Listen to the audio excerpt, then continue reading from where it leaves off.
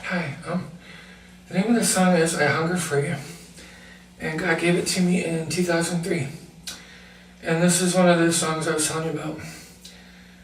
At the time, it's weird, like God gave me songs, but I was totally lost back then, and I was not living for Him. I mean, I fooled myself, and I fooled other people.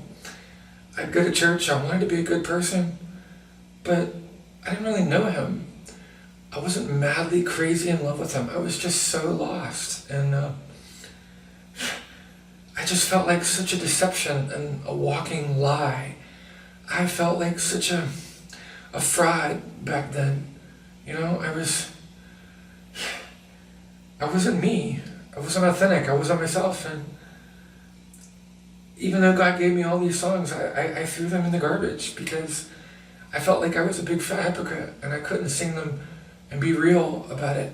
I couldn't sing them with any kind of integrity or honesty, and I thought, if I can't do that, I'm not going to sing a song about God, especially a worship song, if I'm fake, if I can't be real about it, if I can't do it as who and what I really am, you know? And I had this facade, this mask that I wore, this costume that I wear every day, and I don't know if I can even explain it to you, but you don't feel like anything you do is good. You don't understand what I'm saying? When you're not real, when you're not being real. And anyway, I came to God after my divorce, and I fell madly in love with Him, and I'm absolutely head over heels in love with Jesus now. I'm sold out to Him 100%, seeking His kingdom first. It's all I think about day and night, following hard after Him. And so I'd forgotten about these songs, and God started speaking to my heart and saying, Carly, I want you to bring them out, and I want you to do them.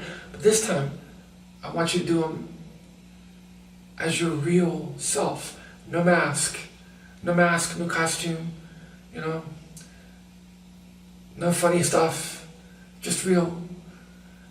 And it's like God is reaching into my past and working backwards and redeeming things, you know. It's like not only is He redeeming me now in the present, but He's even pulling things off the garbage heap of the wreck of my life of lies in the past, and he's even redeeming those things. So it's called I Hunger For You. It's about hungering and thirsting after God, and you know, there's this emptiness inside us that only God can fill.